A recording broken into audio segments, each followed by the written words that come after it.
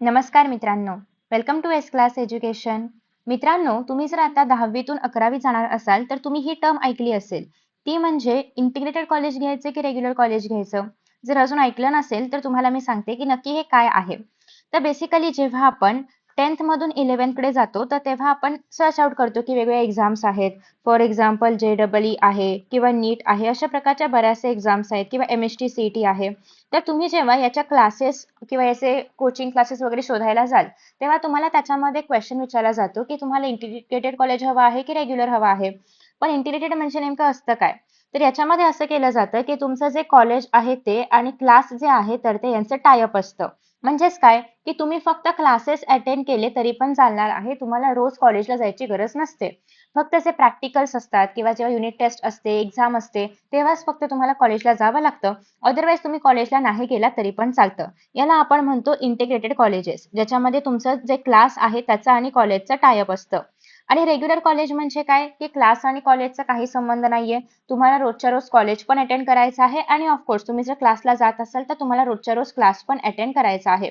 So basically याच्यामध्ये कुठल्याही प्रकारचं टाय अप नाहीये. तुम्हाला दोन्ही पण अटेंड करावं लागतं. जी काही कॉलेजची अटेंडन्स असेल ती तुम्हाला मेंटेन ठेवावी लागते, कारण त्याशिवाय मग ते प्रॅक्टिकलमध्ये मार्क्स कापणार किंवा इंटरनलमध्ये मार्क्स कापणार वगैरे या सगळ्या गोष्टी होतात.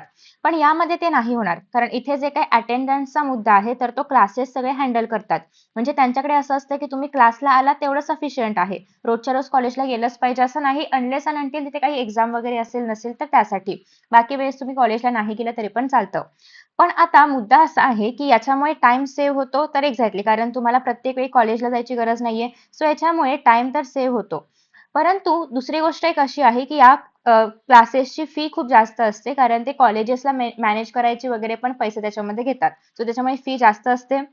अनदर पॉइंट इज दॅट की तुम्हाला कॉलेजला जावं लागत नाही. त्यामुळे असं पण होतं की तुम्ही फक्त आणि फक्त क्लासेसला जाता. सो कॉलेजमध्ये कुठल्याही प्रकारचं सोशल नेटवर्किंग राहत नाही. कुठल्याही प्रकारचे जे पण कॉलेजचे डेज वगैरे असतात ते तुम्ही एन्जॉय करू शकत नाही. जे की त्या त्या मोमेंटला एन्जॉय केलं पाहिजे, पण ते राहतात जस्ट बिकॉज की तुम्ही इंटिग्रेटेड सिलेक्ट केल्यामुळे. बट अगेन तुम्ही म्हणाल की तसंही तितकं महत्वाचं नाहीये, कारण ते आपण पुढे जाऊन पण करू शकतो.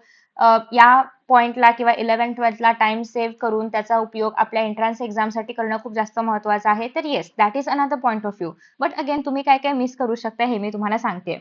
त्यानंतर अजून एक हे आहे की याच्यामध्ये तुम्हाला एकतर फ्रीडम आहे की फक्त क्लासला जाण्याचा, कॉलेजला न जाण्याचा. तुम्ही तुमच्या वेळेप्रमाणे जे आहे तर ते सेल्फ स्टडीसाठी याला जास्त वेळ देऊ शकता, कारण जो कॉलेजचा वेळ आहे तर तो वाचतोय. त्यामुळे उरलेला जो वेळ आहे तो तुम्ही सेल्फ स्टडीसाठी देऊ शकता. पण हे जर तुम्ही रेग्युलर कॉलेज चूज केलं तर एकतर अटेंडन्सचा इश्यू आहेच आहे. दुसरा असा आहे की टाइम खूप जास्त जाणार. त्यात तुमचं कॉलेज दूर असेल, क्लास दूर असेल तर ट्रॅव्हलिंगचा अजून जो वेळ आहे तर तो जाणार. ऑफकोर्स याच्यामध्ये फीसचा तेवढा जास्त इश्यू येणार नाही, कारण तुम्ही जर रेग्युलर कॉलेजला जात असाल तर तुमच्याकडे एक ऑप्शन आहे की तुम्ही ऑनलाईन बरेचसे कोर्सेस आहेत ते घेऊ शकता, ऑनलाईन क्लासेस लावू शकता ऑफलाईनला जाण्याऐवजी. सो हा एक तुमच्याकडे ऑप्शन आहे. इंटिग्रेटेडमध्ये ऑनलाईन क्लासेसचा ऑप्शन अजून तरी मोस्टली नाहीये. सो रेग्युलरमध्ये तुम्ही ऑनलाईन क्लासेस पण लावू शकता. इव्हन तुम्ही फक्त YouTube चॅनलचे पण वेगळे व्हिडिओज पाहिले तरी पण सफिशियंट आहे, कारण आता सगळ्या चॅनल्सवरती मोस्टली जे JEEचे असतील किंवा नीटचे असतील किंवा CET चॅनल्स असतील, सगळ्यावरती सगळं काही शिकवलं जातं. सो त्याच्यामुळे तुम्ही फक्त ते YouTube चॅनल जरी फॉलो केले किंवा फ्री कॉन्टेंट जरी फॉलो केला तरी पण चालणार आहे. सो जो काही जास्त फीचा मुद्दा आहे तो याच्यामध्ये कमी होतोय. ठीक आहे. सो त्याच्यामुळे इथे फी पण आपण कमी करू शकतो ऍज पर की आपण ऑफलाईन क्लास लावतोय की नाही किंवा या सगळ्या गोष्टीनुसार.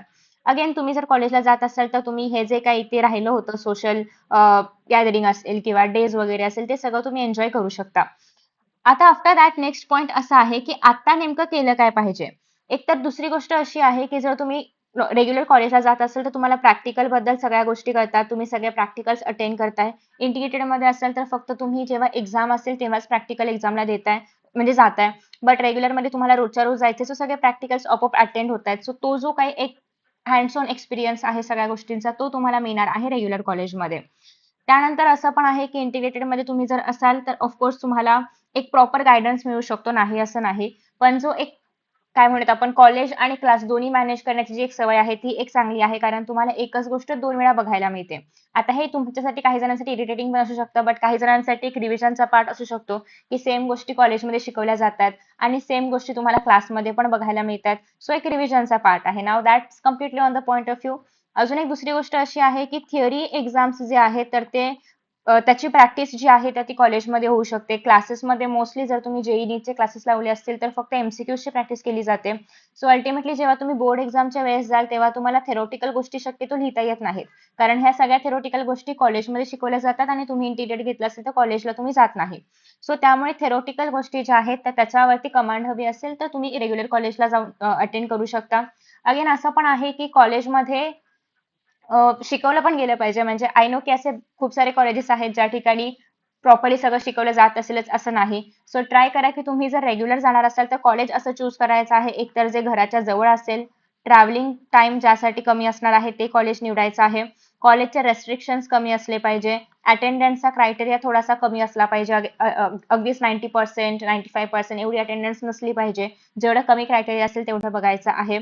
त्याच्यानंतर नेक्स्ट पॉईंट असा आहे की टीचर्स किंवा तुम्ही आधीच त्या कॉलेजचा रिव्ह्यू बघा की तुम्ही जर क्लासला जाणार नसाल तर कॉलेजच्या टीचर्सचा रिव्ह्यू बघा की ते कसे शिकवतायत, काय शिकवतायत, सिलेबस पूर्ण होतोय की नाही किंवा इन जनरल जी आपण आसपास चौकशी करतो ते बघायचं आहे.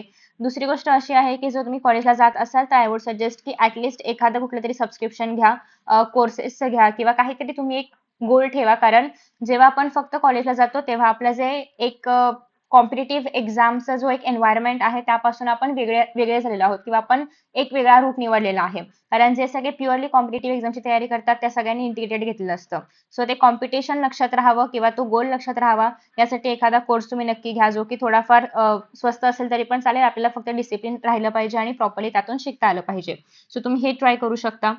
त्यानंतर सेल्फ स्टडीचा एक प्रॉपरली प्लॅन बनवायचा आहे जर तुम्ही क्लासला जाणार नसाल तर. आणि इव्हन तुम्ही जर इंटिग्रेटेड घेतला असेल तरी पण तुम्हाला सेल्फ स्टडीचा एक प्लॅन बनवायचा आहे. कारण तुम्ही कॉलेजच्या वेळेमध्ये म्हणजे जेव्हा इतर लोक कॉलेजला जातात तेव्हा तुम्ही तो सेल्फ स्टडी करून अभ्यास जो आहे तो कव्हर करू शकता. सो बेसिकली अशा पद्धतीने साधारणतः एक कंपॅरिझन आहे रेग्युलर क्लासेसचं आणि इंटिग्रेटेडचं. मग आता अल्टिमेटली केलं काय पाहिजे? तर तुम्ही खूप सिरियस असाल. सिरियस म्हणजे काय की तुम्हाला फक्त जेईई किंवा नीटच द्यायची आहे.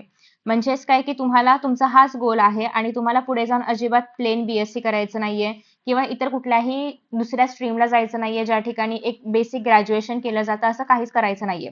तर तुमचं कॉलेज चांगलं असलं काय नसलं काय किंवा त्याच्याकडे पुढे ग्रॅज्युएशनच्या अपॉर्च्युनिटीज असल्या काय नसल्या काय काही फरक पडणार नाहीये. पण तुम्ही थोडे अनक्लिअर आहात किंवा तुम्हाला अजून माहिती नाहीये की एक्झॅक्टली काय केलं पाहिजे पुढे जाऊन, तुमचा करिअर पाथ क्लिअर नाहीये. तुमचं असं पण आहे की जेईई नीट देऊन बघूया पण काही नाही झालं तर ऍटलीस्ट प्लेन बीएससी तरी करता यावं, प्लेन ग्रॅज्युएशन तरी करता यावं. तर निवडतानाच कॉलेज असं निवडा की ज्याच्यामध्ये हे सगळे ऑप्शन्स अवेलेबल असतील. कारण तर तुम्हाला इन हाऊस कोटामधून वगैरे पण परत ऍडमिशनला फायदा होतो. सो जर तुमचं अजूनही अनक्लिअर असेल पुढे जाऊन काय करायचं तर मग तुम्ही थोडेफार असे कॉलेजेस घ्या ज्या ठिकाणी ग्रॅज्युएशनचे ऑप्शन्स आहेत आणि जे रेग्युलर आहेत. आणि जर तुमचा अजूनही प्लॅन एकदम परफेक्ट आहे, एकदम क्लिअर आहे तर मग तुम्ही इंटिग्रेटेड घेतलं तरी पण चालेल. बट त्याच्या फीज वगैरे बघायचं आहे. हे पण बघायचं आहे की जे पण इंटिग्रेटेड मध्ये येणारं कॉलेज आहे कारण सगळेच कॉलेज इंटिग्रेटेड प्रोव्हाइड नाही करत. त्यांचे काही स्पेसिफिक ठरलेले कॉलेजेस असतात. तर त्या कॉलेजेसची आणि त्यांची एकूण मिळून फी किती होते ते बघायचं आहे. किती दिवस तुम्हाला कॉलेजला जायचं आहे ते बघायचं आहे किंवा एक्झाम मध्ये कधी जायचं आहे ते सगळं आधी विचारून घ्यायचं आहे आणि तुमच्या कम्फर्ट नुसार तुम्ही ते चूज करू शकता. ठीक आहे. सो अगेन तुम्ही जर एकदम फोकस्ड असाल, एकदम सिरियस असाल तर नक्कीच तुम्ही इंटिग्रेटेड वाला ऑप्शन निवडू शकता कारण टाइम सेव्ह होतं आणि तुम्हाला प्रॉपर गायडन्स वगैरे पण मिळतो. पण तुम्ही अजूनही अनक्लिअर असाल किंवा क्लिअर नसाल स्पेसिफिकली तर मग तुम्ही काय करू शकता रेग्युलर कॉलेज निवडू शकता ज्या ठिकाणी तुम्हाला कॉलेज पण करायचं आहे आणि हवं तर एक्स्ट्रा क्लास लावू शकता किंवा मग युट्यूबवरून वेगवेगळ्या कोर्सेसमधून वगैरे तुम्ही हे शिकू शकता. आणि असं कॉलेज निवडा की ज्या ठिकाणी बीएससी किंवा इतर जे ऑप्शन्स आहेत ग्रॅज्युएशनचे तर ते अवेलेबल असतील. इन केस तुम्हाला फ्युचरमध्ये काही स्ट्रीम वगैरे चेंज करायची वाटली तर ते पण करता येईल. सो ते सगळ्याचा अभ्यास करून तुम्हाला कॉलेज निवडायचं आहे. अजून एक दुसरी गोष्ट अशी की ऑप्शनल सब्जेक्ट्स कोणते कोणते असतात 11th हे जर तुम्हाला हवं असेल तर यावरती मी एक सेपरेट व्हिडिओ बनवणार आहे. तो नक्की चेकआउट करा. ज्यामध्ये आपण एक्झॅक्टली जे पण कंपल्सरी सब्जेक्ट्स आहेत तर ते आणि त्यासोबतच ऑप्शनल मध्ये काय काय घेऊ शकतो आणि तुम्ही जर जेईई एस्पिरंट असाल तर ऑप्शनल काय घेतलं पाहिजे किंवा नीट एस्पिरंट असाल तर काय ऑप्शनल घेतलं पाहिजे किंवा या दोघांमध्ये पण येत नसाल तर काय ऑप्शनल घेतलं पाहिजे, लँग्वेजेस कंपल्सरी असतात का वगैरे या सगळ्या टॉपिक्सवरती आपण नेक्स्ट व्हिडिओमध्ये डिस्कशन करणार आहोत. आय होप की तुम्हाला हा व्हिडिओ आवडला असेल. Thank you so much for watching and see you in the next video. Bye.